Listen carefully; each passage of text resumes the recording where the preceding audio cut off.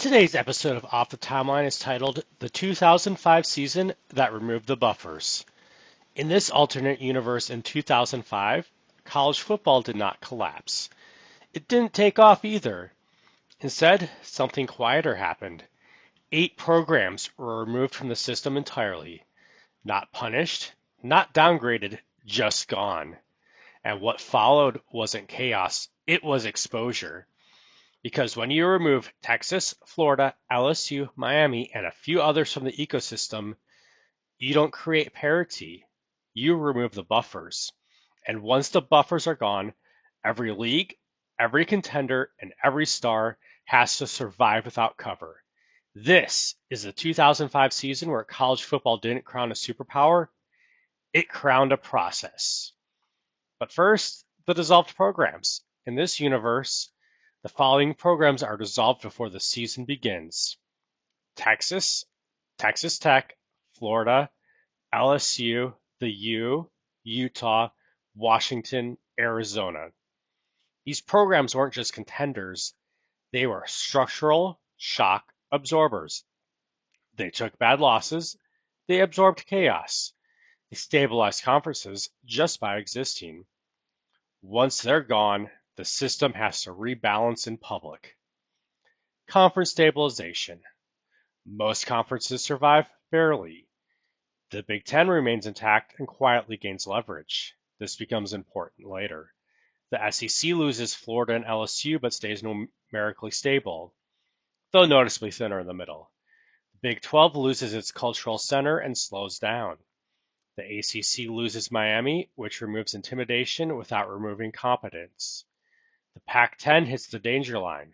Washington and Arizona gone leaves the league at the minimum threshold. So the Pac-10 makes a stabilization move. Boise State is added. Not as a reward, not as a gamble, as a necessity. From this moment on, the Pac-10 is no longer a prestige league, it's an experiment. Coach and player realignment. With the dissolved teams gone, their coaches and stars scatter, but there's a rule. No team can take more than one. One coach, or one quarterback, or one running back. Never more. That rule keeps power from consolidating, but introduces friction everywhere. Nick Saban goes back to Michigan State and turns credibility into permanence. Urban Meyer goes to Notre Dame and creates instant relevance. Mac Brown goes to Michigan and doesn't reinvent the program, he stabilizes it. Mike Leach goes to Oregon and accelerates a Pac-10 conference in a league that isn't built to survive. Vince Young lands at USC. Alex Smith is now at BYU. Chris Sleek goes to Virginia Tech. Jamarcus Russell to UCLA. Cedric Benson goes to Ohio State. Joseph Adai to Georgia. Frank Gore to Rutgers. Nothing breaks immediately, but nothing really fits perfectly either. The regular season and what changed. The Big Ten doesn't dominate with highlights, it dominates with control. Michigan goes 11-1 without spectacle. Ohio State wins with depth. Penn State quietly becomes whole, something that becomes much more important later. The Pac-10 dazzles and cracks. USC goes undefeated, but feels assembled. This becomes important later as well. Oregon scores fast. UCLA swings wildly. Boise State proves legitimacy without dominance. The SEC survives, but fear disappears. Georgia wins, Auburn steadies, Alabama benefits from reduced pressure. The ACC becomes balanced, not dominant. Virginia Tech wins cleanly. Florida State resurfaces. Louisville thrives without Miami overhead. The Big 12 turns physical again. Nebraska rises. Texas A&M stabilizes. Notre Dame becomes relevant immediately, but not invulnerable. The season doesn't crown a villain, it clarifies who can survive stress. The playoff, round by round. Round of 16. Now this is the big one. West Virginia upsets USC. The media doesn't blame talent, it questions fit. USC becomes the example of assembled dominance without margin for error. Michigan beats UCLA. Control beats volatility. Mac Brown is reframed as a postseason asset. Georgia survives Boise State. Boise does earn respect, however. Nebraska defeats Virginia Tech. Physical football re-enters the playoff conversation. Efficiency alone is no longer enough. Ohio State outlasts Louisville. Depth is praised as a postseason trait, not a luxury. Florida State upsets Notre Dame. Urban Meyer is early, not wrong. The rebuild narrative replaces the breakthrough narrative overnight. Auburn beats Alabama. SEC parity is framed as strength for now. Penn State eliminates Oregon.